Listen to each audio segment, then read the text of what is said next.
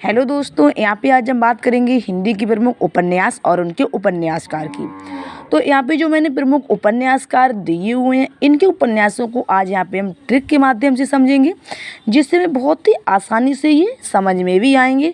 और जो भी हमारे हिंदी कॉम्पिटेटिव एग्जाम्स हैं, चाहे वो टीजीटी, पीजीटी, एलटी का, जीआरसी हिंदी का हो या अन्य कॉम्पिटेटिव एग्जाम्स हो, इसमें हमारे क्वेश्चन सही भी होंगे। चलिए हम बात करते हैं। बहुत ही आसान ट्रिक मैंने इसकी बनाई हुई है, आप लोग पूरी वीडियो को देखिएगा, समझिएगा। उम्मीद करते हैं आपको इससे लाभ हो, क्योंकि एक एक कवि की कई रचनाएं जिन्हें ऐसे जब रटते हैं तो कुछ समय तक तो हमें याद रहती हैं, इसके बाद इन्हें में बोरियत होती है और कुछ याद भी नहीं हो पाती हैं। तो जब थोड़ा हम ट्रिक के माध्यम से सेंस लगा के समझेंगे तो उम्मीद करते हैं इससे आपको आसानी से समझ में आए, क्योंकि मैं भी जब कोई प्रिपरेशन करती हूँ तो ऐसे ही याद करती हूँ, हमें तो बहुत आसानी से समझ में भी आ जाती हैं। बट आप लोग करके देखिएगा, देखिए आपको भी उम्मीद करते हैं समझ में आए और इससे आपको लाभ भी हो। चलिए बात करते हैं। जैसे मैंने यहाँ पे नागार्जुन की प्रमुख रचनाएं दी हुई हैं, पहले इनकी रचनाओं को पढ़ते हैं, इसके बाद हम इसकी ट्रिक को पढ़ते हैं, तो हमें और भी आसानी से समझ में आएगी। अगर हम डायरेक्टली ट्रिक को पढ़ेंगे तो हमें थोड़ी दिक्कत होगी समझने में। चलिए बात कर लेते हैं पहले प्रमुख रचनाओं की। जैसे नागार्जुन की प्रमुख रचनाएँ कौन सी हैं? रतिनाथ की चाची। ये कब लिखी गई थी? 1948 ईस्वी। इनकी बहुत ही प्रसिद्ध रचनाएं नागार्जुन की। नेक्स्ट इनका वलचनमा, ये 1952 में लिखी गई। नई पौध 1953। बाबा वटेश्वर नाथ 1954। बरुड़ के बेटे 1957। अब जो 1957 में क्या लिखा गया? बरुड़ के बेटे। एक साल जब हम थोड़ा पीछे जाएंगे, एक शताब्दी पीछे जाएंगे, 1857। 1857 में क्या हुआ था? हमारी आज़ादी की पहली क्रांति हुई थी और ये 1957 में बरुड़ के बेटे लिखी गई। किसके द्वारा? नागार्जुन के द्वारा लिखी गई। तो एक शताब्दी पीछे लौटेंगे तो हमें वो सन आराम से याद रहेगी। जैसे क्या है, 1957 में क्या हुआ था? बरुड़ के बेटे रचना लिखी गई थी और 1857 में हमारी आज़ादी की पहली क्रांति हुई थी। नेक्स्ट आती है दुख मोचन, जो 1957 में ही लिखी गई थी। दोनों ही रचना ये 1957 में ही लिखी गई हैं। कुंभीपाक 1960, हीरक जयंती 1961, उग्रतारा 1963, इमरतिया 1968। 1968 में और क्या हुआ था? जो हमारे हिंदी का प्रथम ज्ञानपीठ पुरस्कार है वो पंत जी को 1968 में ही चिदम्बरा के लिए दिया गया था। इस तरह से भी हमें ये याद रहेगी सन।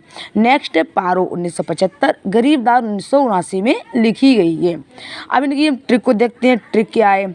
जैसे रतिनाथ की चाची ने बलचनमा के साथ नई पौध लगाई। अब जो भी इनकी यहाँ पे प्रमुख रचनाएं दी हुई हैं, इनमें से हम देखें कौन सी रचना कहाँ पे है, उसे हम उसी तरह से सेट कर लेंगे। जैसे रतिनाथ की चाची ने बलचनमा के साथ नई पौध लगाई। अब भाई कौन आता है? रतिनाथ की चाची आती हैं, वो बलचनमा के साथ क्या करती हैं? नई पौध लगाती हैं। नेक्स्ट है बाबा वटेश्वर नाथ हीरक जयंती पर कुंभीपाक में दुख मोचन बरुड़ के बेटे से मिले। वहाँ और कौन आता है? गरीबदास, जो गरीबदास होते हैं उनकी बेटियाँ उग्रतारा, पारो और इमरतियाँ आईं। तो इस तरह से जो भी नागार्जुन की प्रमुख रचनाएं थीं, इन रचनाओं की हमने ट्रिक बना ली, क्योंकि सनों को हटा दिया है। सन हम ऐसे पढ़ेंगे तो भी हमें समझ में आ जाएंगे। रचनाओं में थोड़ी दिक्कत होती है, तो रचनाओं की हमने ट्रिक बना ली है और ट्रिक के माध्यम से समझ लेंगे। तो आप लोग भी पूरी वीडियोज को देखिएगा, समझिएगा। उम्मीद करते हैं आपको भी इससे लाभ हो। मोस्टली जो भी हमारे हिंदी का कॉम्पिटेटिव एग्जाम्स हैं, जैसे टीजीटी, पीजीटी का है और एलटी ग्रेड का भी है, इसमें 60% जो हमारी लिटरेचर है वो ही पूछी जाती है, बाकी 40% हमारी ग्रामर हो जाती है। तो इसमें रचनाएँ मोस्टली पूछी ही जाती हैं। तो नेक्स्ट हमारे फणीश्वर नाथ हैं, तो इनकी क्या मतलब वो रचनाएं हैं वो पहले हम देखते हैं, इसके बाद हम ट्रिक को देखेंगे। जैसे मैला आंचल, जो कब लिखी गई थी? 1954 ईस्वी में। जो मैला आंचल है ये प्रथम आंचलिक उपन्यास है। नेक्स्ट है परती पर कथा, ये लिखी गई थी 1959 ईस्वी में, ठीक है। फिर पलटू बाबू रोड 1960 में, ये दीर्घ तपा 1964, जुलूस 1965, कितने चौरा 1966, कलंक मुक्ति 1972।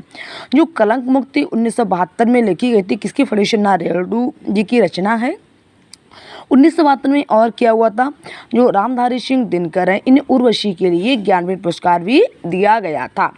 तो इस तरह से सन को हम याद रख सकते हैं। अब हम जानते हैं इनकी ट्रिक क्या है, किस तरह से इनकी रचनाओं को ट्रिक के माध्यम से हम समझेंगे।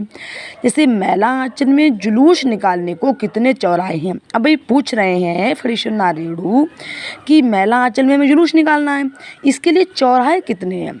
परती परकता में पलटू आबू रोड, दीगदपा और कलंक मुक्ति है। तो इस तरह से इत रचनाओं की ट्रिक हो गई। ऐसे ही हम बात करते हैं रांगे राघव जी की।